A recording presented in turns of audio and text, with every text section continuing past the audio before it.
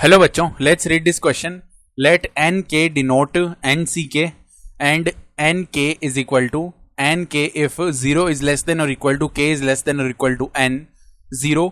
Otherwise if A K is equal to sigma I is equal to 0 to 9 9i 12 12 minus के plus I plus sigma I is equal to 0 to 8 8i 13 13 minus के plus I and a4 minus a3 is equal to 190p then p is equal to. तो यहां से हमें p की value बतानी है क्या होगी. ठीक है, तो स्टार्ट कर लेते हैं हम सबसे पहले यहां पे की कॉन्सेप्ट से. तो की कॉन्सेप्ट देखो क्या हो जाएगा. हम जानते हैं कि अगर NCR लिखा हुआ है तो इसको हम NC(n-r) भी लिख सकते हैं. साथ ही साथ अगर सम लिखा हुआ है सम NC के मल्टीप्लाई में MCH, तो ये जो वैल्यू है इसको हम कैसे लिख सकते हैं M plus N C K plus H, ऐसे लिखा जा सकता है इसको. ठीक है, तो अब ध्यान से देखो हमारे पास में जो AK का वैल्यू था उसको अगर हम लिखना चाहें तो sigma I is equal to 0 to 9 यहाँ पे चल रहे हैं हम. और आगे क्या आ रहा है 9CI आ रहा है पहले तो. और क्योंकि 0 से n के बीच में NC के टाइप में चलेगा ना ये, तो यहाँ पे क्या आ जाएगा मल्टीप्लाई में 12C 12 माइनस के प्लस आई ऐसे आ जाएगा. ठीक है, और प्लस में क्या है sigma I is equal to 0 to 8 और यहाँ पे 8CI मल्टीप्लाई में 13C 13 माइनस के प्लस का I, ये आ गया. तो अब सबसे पहले तो NCR is equal to NC n-r ये लगाएंगे हम. तो sigma I is equal to 0 to 9, यहाँ पे तो 9CI को ऐसे ही रहने देते हैं मल्टीप्लाई में 12C. अब 12 में से सब्ट्रैक्ट करेंगे 12 को तो 0 आएगा, देन माइनस से आगे मल्टीप्लाई होगा तो ये क्या बन जाएगा K माइनस आई, इस तरीके से बनेगा ये. देन प्लस में sigma I is equal to 0 to 8 ऐसे चलाइए.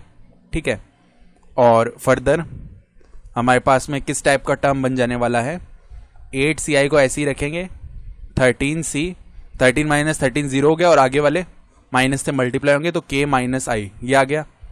तो अब देखो यहाँ पे अब ये वाला फॉर्मूला लगा लेते हैं. तो M प्लस N यानी 9 प्लस में 12, ये वैल्यू हो गया 21. C I plus K minus I यानी कि ये जो वैल्यू है ये कितना हो जाएगा हमारे पास यहाँ पे, ये बन जाएगा K. ठीक है, प्लस में इसी तरह यहाँ पे भी 8 प्लस 13 कितना हो गया 21 और CK ये बन गया. तो ये 2 टाइम्स ऑफ 21CK बन गया.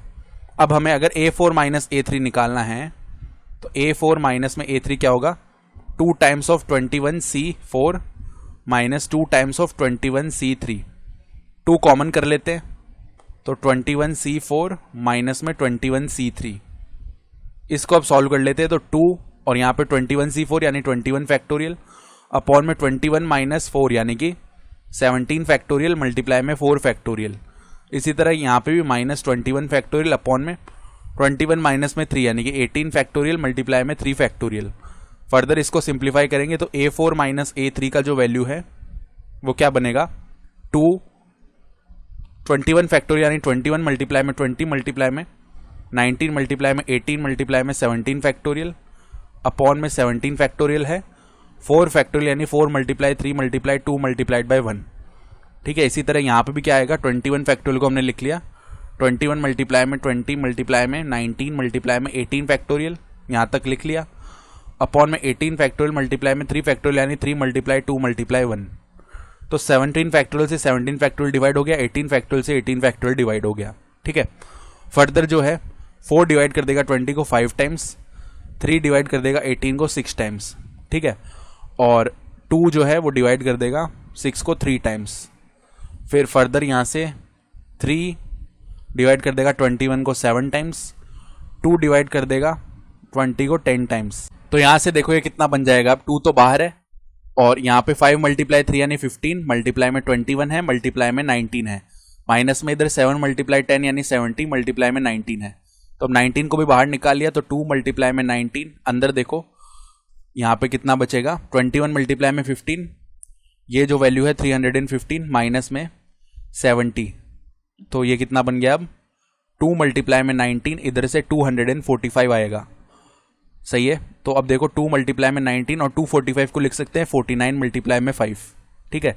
तो अब 2 मल्टीप्लाई 5 हो गया 10, 10 मल्टीप्लाई में 19 हो गया 190, तो इसको 49 मल्टीप्लाई में 190 लिखा जा सकता है। और क्वेश्चन के अकॉर्डिंग ये कितना था, 190 पी था, तो 190 के मल्टीप्लाई में जो है वही पी का वैल्यू है, तो पी का वैल्यू आ चुका है 49। तो हमारा रिक्वायर्ड आंसर इस क्वेश्चन के लिए 49 होगा। ऑप्शन सी सही आ रहा है। I hope you understood this explanation. Best of luck.